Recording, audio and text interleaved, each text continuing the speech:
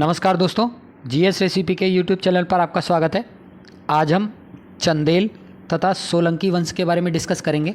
इससे रिलेटेड जितने भी विगत वर्षों में पूछे गए प्रश्न हैं उन सब का एक ही वीडियो में डिस्कशन कर लिया जाएगा। तो पहले प्रश्न से शुरुआत करते हैं। पहला प्रश्न बोल रहा है कि पुराणों के अनुसार चंद्रवंशी शासकों का मूल स्थान क्या था। तो इनका जो मूल स्थान था उसका नाम है Pratishthanpur. Option number C is the right answer.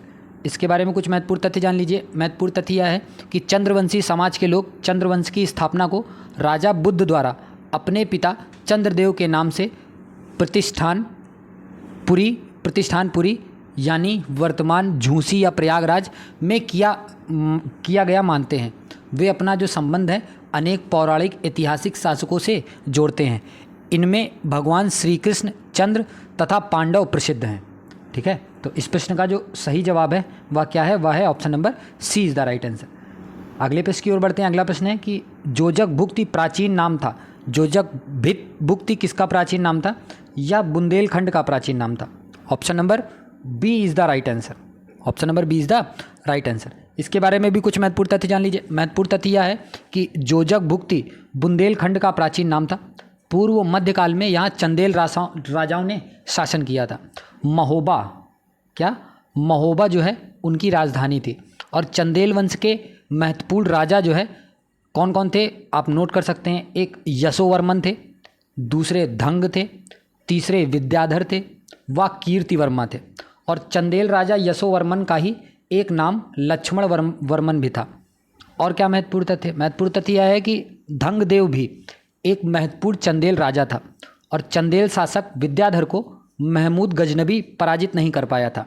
अंत में दोनों के बीच में संधि भी हो गई थी। तो इस प्रश्न का जो सही जवाब है वह क्या है? वह option number B is the right answer.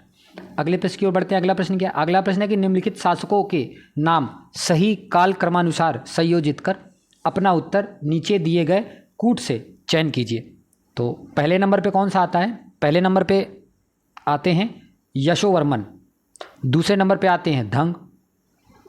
एक मिनट, हाँ, पहले नंबर पे आते हैं यशोवर्मन, दूसरे नंबर पे आते हैं धंग, तीसरे नंबर पे आते हैं विद्याधर और चौथे नंबर पे आते हैं कीर्तिवर्मा। तो इस प्रश्न का सही जवाब क्या हो जाएगा? वह हो जाएगा option number A is the right answer. अगले प्रश्न की ओर बढ़ते हैं। अगला प्रश्न क्या है? अगला प्रश्न है कि किस चंदेल राजा का एक अन्य नाम लक्ष्मण वर्मन था? तो मैंने बताया था किसका नाम था? यशोवर्मन का एक नाम लक्ष्मण वर्मन भी था। Option number D is the right answer. अगले प्रश्न की ओर बढ़ते हैं। अगला प्रश्न क्या है? धंगदेव किस वंश का शासक था? जो धंगदेव था वह जोजक भुक्ति के चंदेल के शासक थे। Option number A is the right answer. Okay, अगले प्रश्न की ओर बढ़ते हैं। अगला प्रश्न क्या है? अगला प्रश्न है कि निम्न में से कौन चंदेल शासक जो महमूद गजनवी से पराजित नहीं हुआ था वह कौन था? वह विद्याधर था। Option number B is the right answer. अगले प्रश्न की ओर बढ़ते हैं। अगला प्रश्न क्या है? अगला प्रश्न है कि कौन सा राजवंश मध्य प्रदेश से संबंधित है? तो मध्य प्रदेश से कौन सा राजवंश संबंधित है? वह है Kalachuri. Option number A is the right answer. इसके बारे में महत्वपूर्ण तथ्य जान लीजिए। महत्वपूर्ण तथ्य यह है कि कलचुरी राजवंश जो है वह मध्य प्रदेश में स्थित है। यह राजवंश त्रिपुरी मतलब जबलपुर में शासन करता था। और कलचुरी वंश जो है वह चेदी वंश के नाम से भी प्रसिद्ध है। और इस वंश का जो वास्तविक स्थापना करी थी वह कोक्कल प्रथम ने करी थी। और त्रिपुरी जो है वह कलचुरियों की राजधानी भी थी। और कलिंग विजय के बाद कर्णदेव ने त्रिकलिंगाधिपति, नाम नोट कर लीजिएगा आप, त्रिकलिंगाधिपति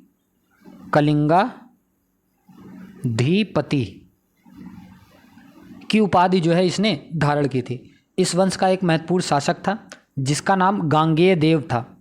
जिसका नाम गांगेय देव हुआ, जिसने पूर्व मध्यकाल में एक लंबे अंतराल के बाद सोने के सिक्के इसने चलाए थे।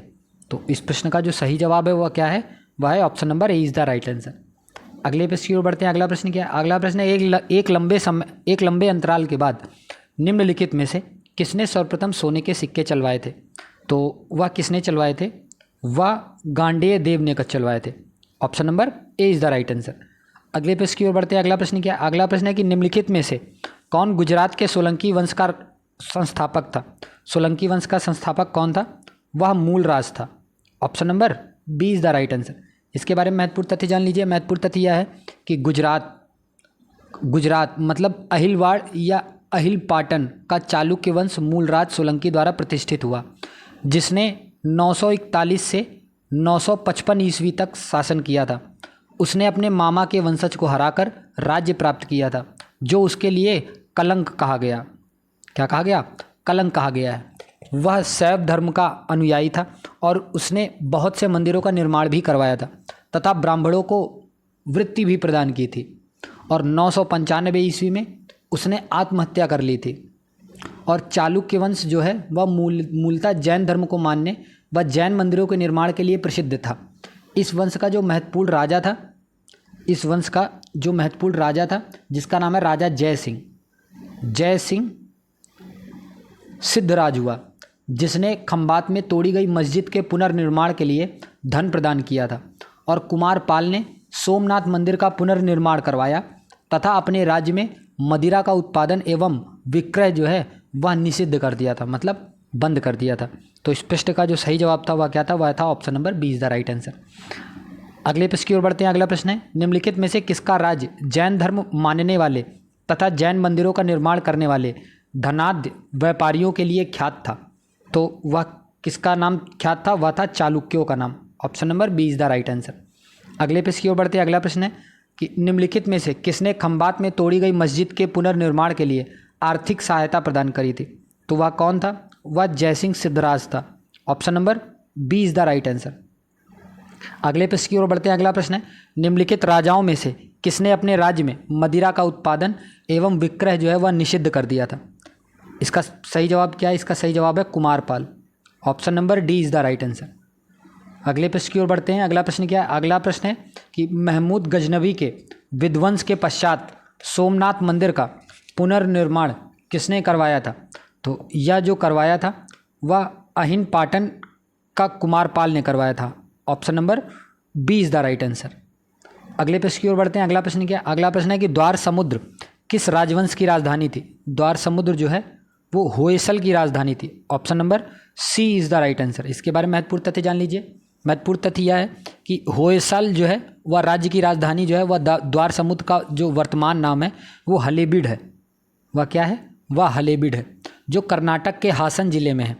जबकि वनवासी जो है कदम्ब की राजधानी थी। वह तलकाड या कुवलाल जो है वह गंगों की राजधानी थी। और काकतीय वंश का जो संस्थापक था वह कौन था? वह बेता प्रथम था।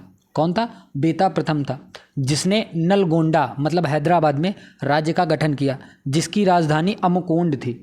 जिसकी राजधानी क्या थी? जिसकी राजधानी अमकोंड थी। तो इस प्रश्न का जो सही जवाब है वह क्या है? वह है option number C is the right answer.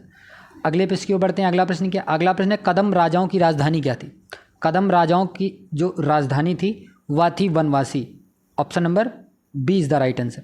इसके बारे में महत्वपूर्ण तथ्य जान लीजिए। महत्वपूर्ण तथ्य यह है कि कदम जो है वह राजवंश की स्थापना जो है वह मयूर शर्मन ने की थी। किसने? मयूर शर्मन ने की थी। और कहा जाता है कि वह पढ़ने के लिए कांची आया था। ये जो कांची लिखा हुआ है ना, वह कांची आया था तथा बाद में पल्लवों के साथ उसका संघर्ष भी हुआ था। इसकी जो राजधानी थी वह बनवासी थी। और मयूर शर्मन ने लगभग 18 अश्वमेध यज्ञ किए और ब्राह्मणों को असंख्य गांव जो है वह दान में दिए थे। और कदम राज्य को पुलकेशिन द्वितीय मतलब चालुक्य पुलकेशिन द्वितीय ने बाद में अपने राज्य में मिला लिया था। तो इस प्रश्न का जो सही जवाब है वह क्या है? वह है option number B is the right answer. अगले प्रश्न की ओर चलते हैं। अगला प्रश्न है कि एक तरफ राजवंश दे रखा है, दूसरी तरफ उनकी राजधानी दे रखा है। और राजधानी के अलावा एक आप और चार्ट पेपर बना लीजिए, ठीक है, बीच में लाइन खींच के, और इसके सामने ना आप संस्थापक का भी नाम लिख लीजिएगा यहाँ पर, ठीक है। तो प्रतिहार की जो राजधानी थी वह क्या थी? प्रतिहार की राजधानी कन्नौज थी। और कन्नौज का जो संस्थापक था वह कौन था? वह नागभट्ट प्रथम था। वह कौन था? वह नागभट्ट प्रथम था। आप लोग नोट करते चलिएगा। दूसरा जो चोल है, चोल की राजधानी क्या थी? चोल की राजधानी तंजौर थी। और चोल का जो संस्थापक था वह कौन था? वह विजयालय था। कौन था? विजयालय। तीसरा है परमार। परमार की जो राजधानी थी वह थी धारा। और इसका जो संस्थापक था वह कौन था? वह उपेंद्र था। या इसे कृष्णराज भी बोला जाता है। ठीक है। और जो चौथा सोलंकी है, सोलंकी की राजधानी अहिनवाड़ थी और इसके जो एक तरीके से संस्थापक थे उनका नाम मूलराज प्रथम था। उनका नाम क्या था? उनका नाम मूलराज प्रथम था। तो इस प्रश्न का जो सही जवाब है वह क्या हो जाएगा? वह हो जाएगा option number D is the right answer. Okay, अगले प्रश्न की ओर बढ़ते हैं। अगला प्रश्न क्या? अगला प्रश्न है कि निम्नलिखित राजपूत वंशों में से किसने 11वीं शताब्दी में दिल्लिका या दिल्ली शहर की स्थापना करी थी? तो किन्होंने या करी थी, या तोमर वंश के लोगों ने करी थी? Option number C is the right answer. इसके बारे में महत्वपूर्ण तथ्य जान लीजिए। महत्वपूर्ण तथ्य यह है कि अनंगपाल तोमर ने दिल्ली में तोमर वंश की स्थापना करी थी। नाम नोट कर लीजिएगा, अनंगपाल तोमर ने दिल्ली में तोमर वंश की स्थापना करी थी। और ढिल्लिका मतलब दिल्ली नगर की स्थापना का जो श्रेय है वह इन्हीं को दिया जाता है। और चौहान वंशी राजाओं में विग्रह राज्य चतुर्थ जो थे, जिनका सन जो है वह 1153 से 1163 ईस्वी माना जाता है, सर्वाधिक शक्तिशाली शासक था। उसने तोमर राजाओं को हराकर दिल्ली पर अधिकार कर लिया। और हमको एक अभिलेख है जिसका नाम है बिजौलिया लेख। जिसका नाम क्या है? जिसका नाम है बिजौलिया लेख। बिजौलिया लेख से इस विजय की हमें सूचना मिलती है। और दिल्ली के तोमर शासकों के विरुद्ध चौहान शासकों का जो संघर्ष है बहुत पहले से ही चल रहा था, किंतु अभी तक उन्हें सफलता नहीं मिली थी। और तोमर वंश की स्वाधीनता जो है वह समाप्त कर उसे अपना सामंत बना लेना विग्रह राज की सबसे बड़ी सफलता भी थी। और दशरथ शर्मा के अनुसार पराजित जो तोमर राजा जो थे उनका नाम तंवर था। उनका नाम क्या था? उनका नाम तंवर था। तो इस प्रश्न का जो सही जवाब है वह क्या है? वह है option number C is the right answer. अगले प्रश्न की ओर बढ़ते हैं। अगला प्रश्न क्या है? मिलान करना है। एक तरफ राजा दे रखा है और दूसरी तरफ रानी दे रखा है, इसको मैच करना है आपको। तो कर्णदेव की जो रानी है उनका नाम है अवल्य देवी, और जो गया कर्ण है उनकी राजधानी है अल्हड़ देवी, और जो कोकल्ला सेकंड है इनकी जो रानी है उनका नाम है गंगा देवी, और जो जय सिंह है इनकी रानी का नाम है केलहड़ देवी। तो इस प्रश्न का जो सही जवाब हो जाएगा वह हो जाएगा option number A is the right answer. अगले प्रश्न की ओर बढ़ते हैं। अगला प्रश्न क्या? अगला प्रश्न है कि चारण साहित्य में निम्नांकित राजवंशों में से किनकी उत्पत्ति आबू पर्वत पर वशिष्ठ के यज्ञ कुंड से बतलाई गई है? तो उनका जो एक तरीके से क्रम है वह क्या था? वह था 1 2 3 4, मतलब चारों की उत्पत्ति जो है वह आबू पर्वत से बताई गई है। तो option number A is the right answer. चारों सही हैं, चाहमान भी, चालुक्य भी, परमार भी, प्रतिहार भी। इसके बारे में महत्वपूर्ण तथ्य जान लीजिए। महत्वपूर्ण तथ्य यह है कि राजपूतों की उत्पत्ति के अग्निकुंड सिद्धांत का जो उल्लेख है वह चंद बरदाई द्वारा लिखित जो पृथ्वीराज रासो है उसमें मिलता है। और वशिष्ठ मुनि आबू पर्वत पर एक यज्ञ किए जिसमें 4 वीरों की उत्पत्ति हुई, तथा जिनसे आगे चलकर चाहमान यानी कि चौहान और चालुक्य और परमार और प्रतिहार ये राजवंश जो है वो स्थापित हुआ। ऐसा प्रतीत होता है कि इन विदेशी जातियों को शुद्धि द्वारा भारतीय समाज में सम्मिलित करने के उद्देश्य से ही पृथ्वीराज रासों में अग्निकुंड द्वारा राजपूतों की उत्पत्ति जो है वह बताई गई है। तो इस प्रश्न का जो सही जवाब है वह क्या है? वह है option number A is the right answer. अगले प्रश्न की ओर बढ़ते हैं। अगला प्रश्न क्या है? अगला प्रश्न है कि पूर्व मध्यकालीन अभिलेखों में मिलने वाला मंडपिका शब्द का आशय क्या है? मंडपिका शब्द का जो आशय है वह चुंगी घर से, टोल हाउस से। Option number B is the right answer. महत्वपूर्ण तथ्य क्या है? महत्वपूर्ण तथ्य यह है कि 8वीं शताब्दी से ही भारतीय उपमहाद्वीप में अनेक छोटे छोटे नगरों का संजाल सा बिछने लगा। संभवतः उनका प्रादुर्भाव जो है वह बड़े बड़े गांवों से हुआ था। उनमें आमतौर पर एक मंडपिका, बाद में जिसे मंडी कहा जाने लगा, यह होती थी जहां आसपास के गांव वाले अपनी उपज बेचने के लिए लाते थे। उनमें ऐसी गलियां थी जहां दुकानें एवं बाजार थे, जिन्हें हट बाद में हाट कहा जाने लगा। इसको कहा जाता है। कुछ व्यापारी तो नगर में स्थायी रूप से बसकर अपना कारोबार करते थे, जबकि कुछ अन्य व्यापारी नगर नगर घूमकर व्यापार करते थे। आमतौर पर कोई सामंत यानी परवर्ती काल का जमींदार इन नगरों में या इनके पास किले बंद कर महल बना लेता था। ऐसे सामंत व्यापारियों एवं शिल्पकारों तथा उनके व्यापार की वस्तुओं पर कर लगाते थे। तो इस प्रश्न का जो सही जवाब है वह क्या है? वह है option number B is the right answer. अगले प्रश्न की ओर बढ़ते हैं। अगला प्रश्न क्या? अगला प्रश्न है कि पूर्व मध्यकाल में दंडपाशिक किस तरह का अधिकारी था? जो दंडपारिक जो था वह एक तरीके का पुलिस अधिकारी होता था। Option number C is the right answer. महत्वपूर्ण तथ्य क्या है? महत्वपूर्ण तथ्य यह है कि पूर्व मध्यकाल में दंडपाशिक नामक अधिकारी पुलिस विभाग का प्रधान होता था, जो आजकल के पुलिस अधीक्षक के समान होता है। प्रतिहार अंतःपुर का रक्षक तथा महाप्रतिहार राजमहल के रक्षकों का प्रधान होता था। और राजस्व अधिकारी के रूप में ध्रुवाधिकरण नामक अधिकारी का वर्णन हमें मिलता है। तो इस प्रश्न का जो सही जवाब था वह क्या था? वह था option number C is the right answer. अगले प्रश्न की ओर बढ़ते हैं। अगला प्रश्न क्या है? अगला प्रश्न है कि पूर्व मध्यकालीन निम्नलिखित सिक्कों में कौन मूल्य में सबसे छोटा था? मूल्य में सबसे छोटा कौन था? उसका नाम था विंसोपक। Option number D is the right answer. Option number D is the right answer.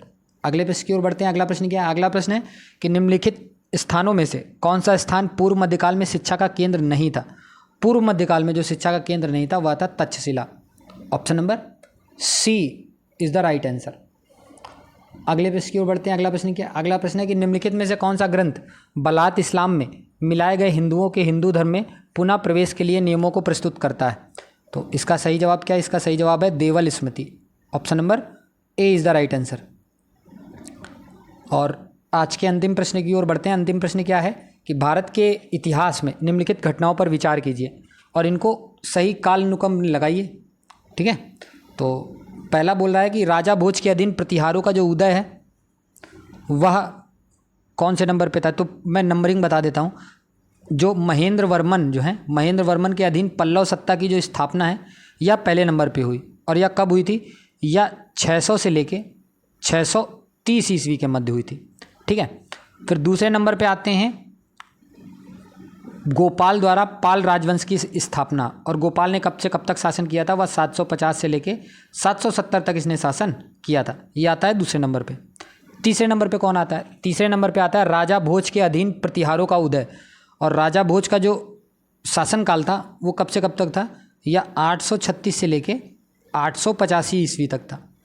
और लास्ट में चौथे नंबर पे कौन आता है? चौथे नंबर पे आते हैं परांतक प्रथम द्वारा चोल सत्ता की स्थापना। और परांतक प्रथम का शासनकाल कब से कब तक था? या 907 से लेके 955 ईस्वी तक था। तो इसका जो सही जवाब हो जाएगा वह हो जाएगा 2413। तो 2413 किस में है?